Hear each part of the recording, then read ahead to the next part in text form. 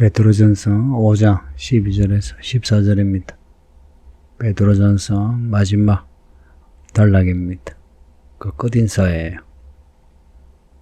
그 12절에 보면 내가 신실한 형제로 아는 실로아노로 말미암아 너에게 간단히 썼다. 실로아노는 사도행전에 나오는 신라입니다. 신라 혹은 실로아노 같은 사람인데요. 사도행전에서는 바울과 함께 전도 여행한 사람입니다. 또 13절에 보면 마가도 나오는데요. 마가도 바울과 함께 전도한 사람입니다. 중간에 그만두고 돌아가서 약간의 트러블이 있었지만 실로아노나 아니면 마가도 다 바울과 함께 했던 사람이에요.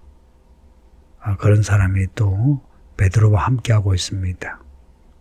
이런 걸 보면 초대교회의 사도들은 분리되어 있지 않고 서로 연락하고 연결되고 하나가 되어 복음을 전했던 것 같습니다.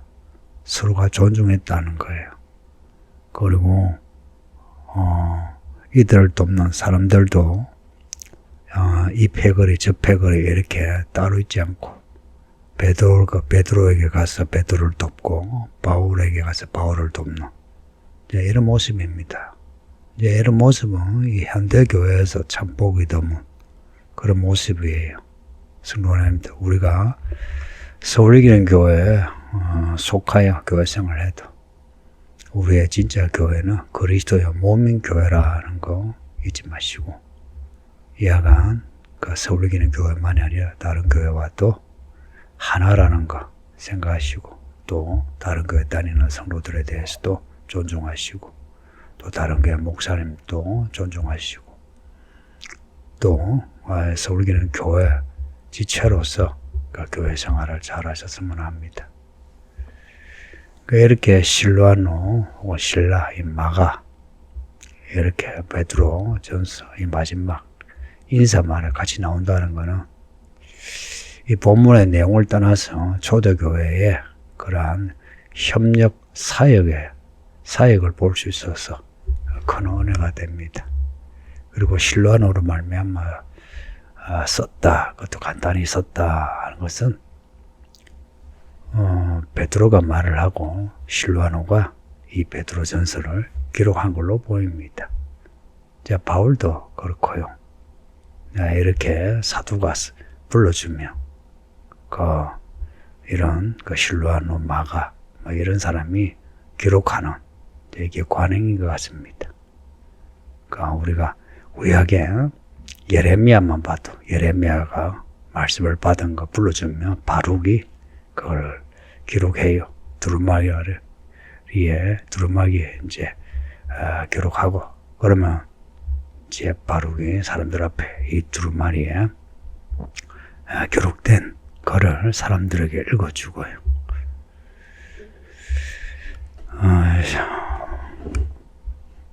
이 내용을 써서 권했다, 고면했다는 겁니다.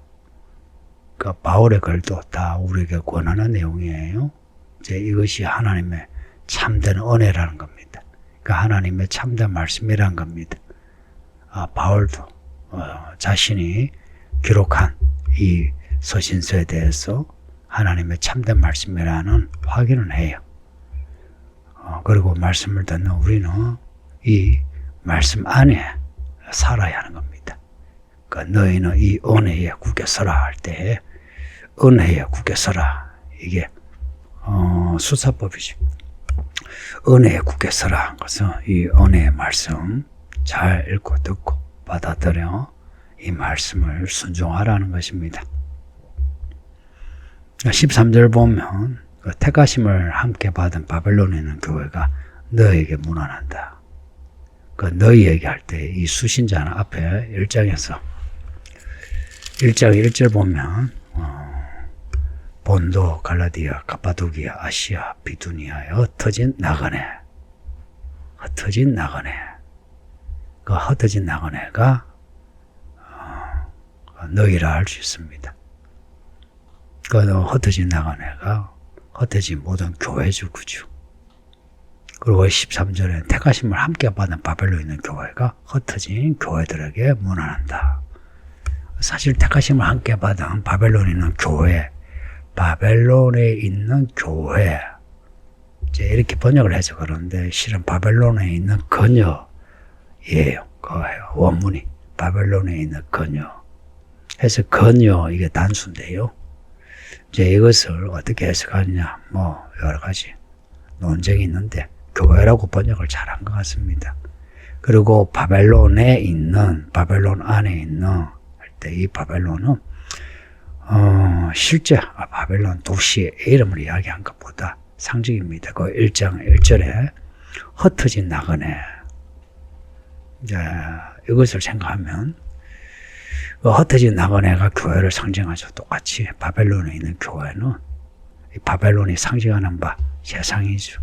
그 당시에 이 세상은 로마예요. 로마.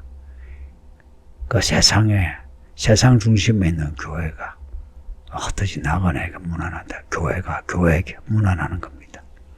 그리고 바벨론이라고 하는 이 특별한 의미, 세상 중심에. 그 세상 중심에 있는 교회는 항상 고난 가운데에 있습니다. 그리스도로 말미암아 그리스도를 위한 고난 가운데에 있어요. 그런 고난 가운데에 있는 교회가 흩어진 나그네에게 문안 인사하는 겁니다. 앞에 1절에 보면은 그 5장 1절에 바울이 자기 자신을 장로라 하고 그리스도의 고난의 정인이라 그랬죠.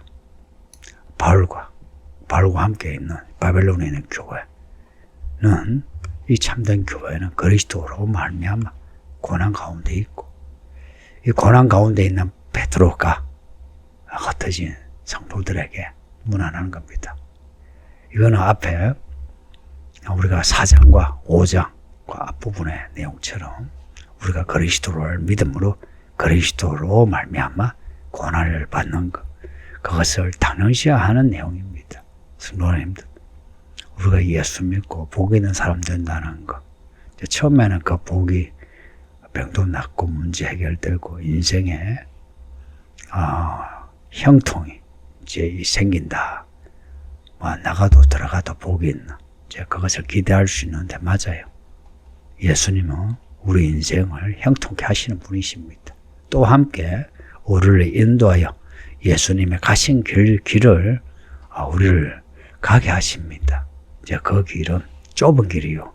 고난의 길입니다.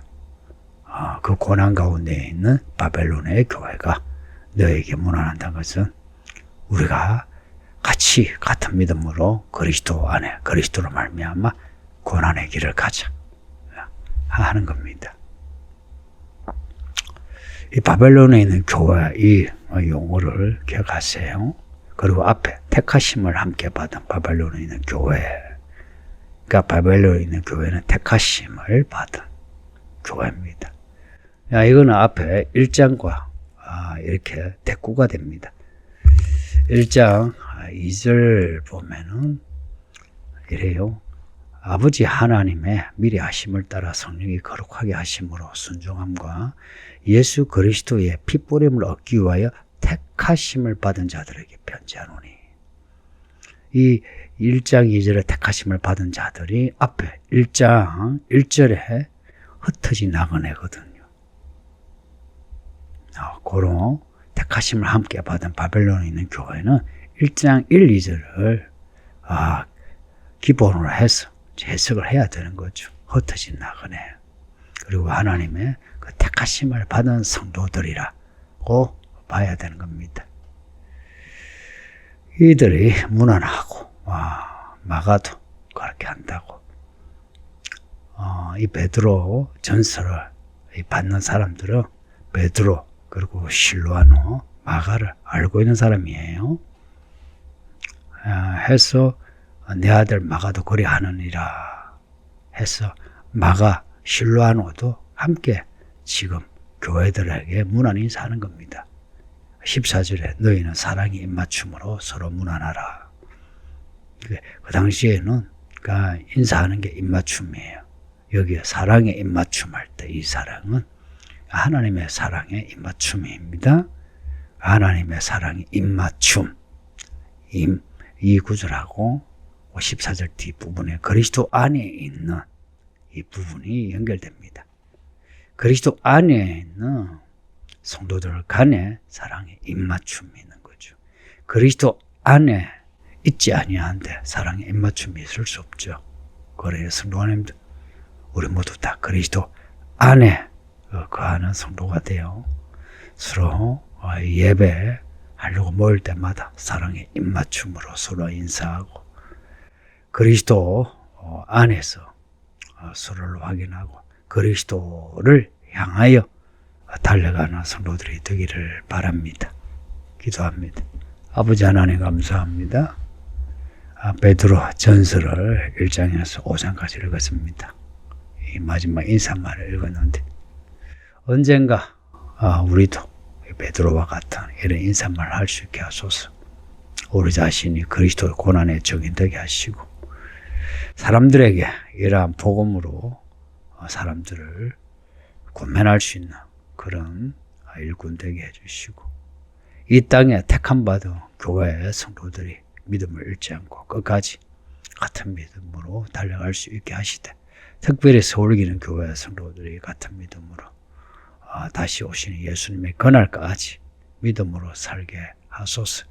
그리스도 안에 늘 생활할 수 있도록 성령이여 인도하소서.